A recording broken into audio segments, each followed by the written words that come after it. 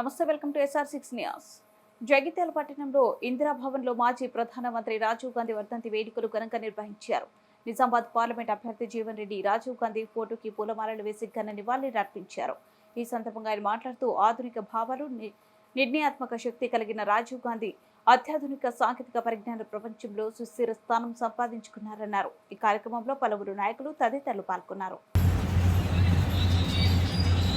राजीव गांधी जब तक सूरज चांद रहेगा राजीव का नाम रहेगा। जब तक सूरज चांद रहेगा राजीव का नाम रहेगा। कांग्रेस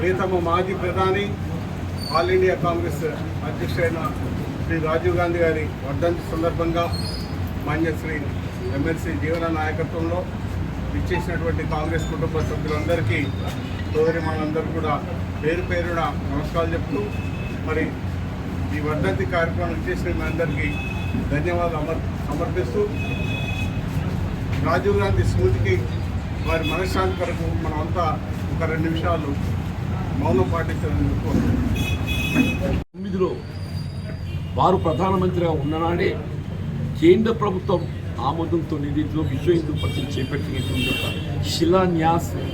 శిలాన్యాసానికి శంకుస్థాపన ఇక్కడ శ్రీరామ మందిర నిర్మాణానికి ఏదైతే శంకుస్థాపన చేయబడింది. రాజీవ్ గాంధీ గారు ప్రధానమంత్రిగా ఉన్ననాడు 89లో ఆనాటి కేంద్ర ప్రభుత్వ ఆలోచన విధానం అనుగుణంగా కోర్టు తీర్పుకు అనుగుణంగా ఏదైతుందో మరి నిర్మాణం ఆరంభింపు చేయబడడం జరిగింది. తదుపరి కాలంలో జరిగిన పరిణామాలు వారు ఆనాడు వారికి మొత్తం పార్లమెంట్లో అత్యధిక స్థానాలు పొందినట్టుగా రాజకీయ పార్టీగా గుర్తింపు లభించినప్పటికీ, సింగిల్ లార్జెస్ట్ పార్టీగా గుర్తింపు పొందబడినప్పటికీ భారత రాష్ట్రపతిచే ప్రభుత్వం ఏర్పాటు చేయబడటానికి పిలుపు అందుకుని కూడా భారత ప్రజానీకం నాకు సంపూర్ణ మద్దతు ప్రకటింపు చేయలేదు. కాబట్టి నేను ప్రతిపక్షంలో కూర్చుంటా అని చెప్పని అధికారం కొరకు తాపత్రయ పడకుండా ఏదైతుందో ప్రతిపక్షంలో కూర్చొని ఒక బాధ్యతాయుతమైన ప్రతిపక్షంగా బాధ్యత నిర్వర్తించినటువంటి ఒక గొప్ప ప్రజాస్వామ్యవాది నా రాజీవ్ గాంధీ గారు అని చెప్పి చెప్పడం తప్పదని చెప్పండి. ఈ దేశ భవిష్యత్తు గ్రామీణ ప్రాంతంలో మాత్రమే ముడిపడింది.